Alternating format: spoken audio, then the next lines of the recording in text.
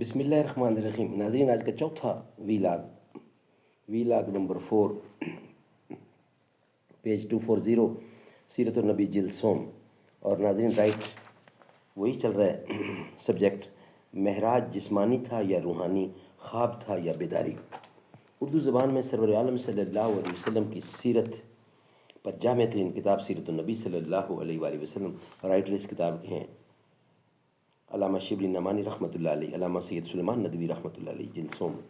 بسم اللہ الرحمن الرحیم، الحمد للہ رب العالمین، والصلاة والسلام علی سید المرسلین وعلی آلہ واصحابہ اجمعین۔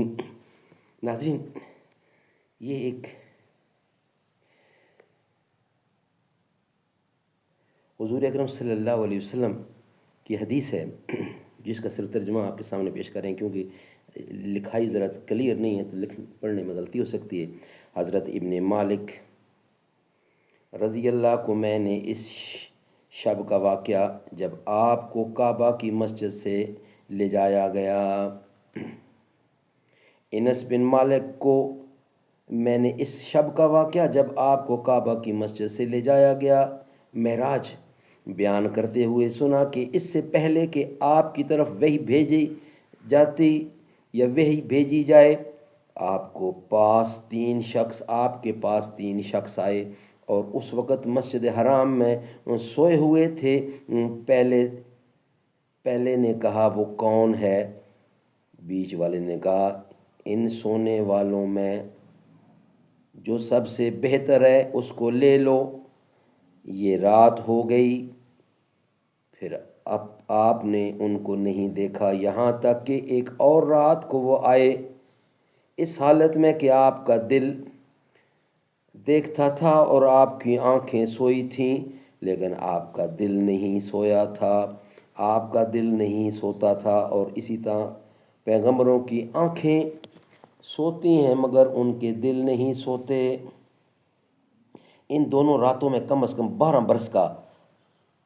برس کا فصل ہوگا، کیونکہ پہلی رات آغاز وحی سے پہلے کی تھی اور دوسری رات جو شب معراج تھی نبوت کے 12ویں سال تھی۔ انس بن مالک رضی اللہ ہم لوگوں سے آپ کی شب معراج کا قصہ بیان کرتے تھے کہ اس سے پہلے کہ آپ پر وحی آئے، آپ مسجد حرام میں سو رہے تھے، آپ کے پاس 3 آدمی آئے۔ پہلے نے کہا وہ کون ہے؟ بیچ والے نے کہا وہ ان میں سب سے بہتر ہے۔ پچھلے نے کہا جو ان میں سب سے زیادہ بہتر ہو اس کو لے لو، یہ تو ہو گیا۔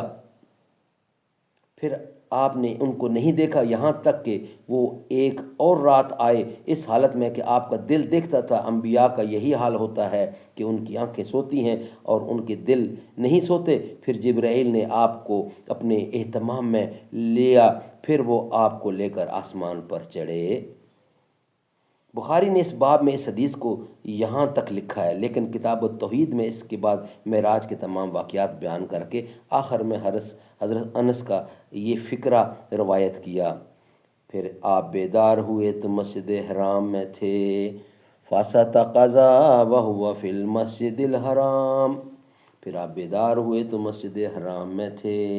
ناظرین، یہ تھا آج کا ویلاگ نمبر 4۔ انشاءاللہ بقیہ حصہ اس کا ویلاگ نمبر 5 میں ہم آپ کے سامنے رکھیں گے۔ ہیڈنگ ہمارا وہی چل رہا ہے۔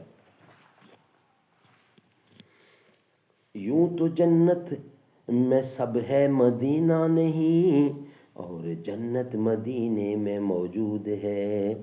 چھوڑنا تیرا طیبہ گوارا نہیں، سارے عالم میں ایسا نظارہ نہیں۔ ایسا منظر زمانے میں دیکھا نہیں جیسا منظر مدینے میں موجود ہے۔ وہ ابو بکر، فاروق، عثمان، علی ہیں، یہ سب ان کے دین مبین کے فقیہ۔ وہ فقیہوں کے افسر، شاہ انبیاء، وہ شہنشاہ مدینے میں موجود ہے۔ وہ شہنشاہ مدینے میں موجود ہے۔ بے سہاروں کو سینے سے لپٹا لیا، جس نے جو مانگا اس کو عطا کر دیا۔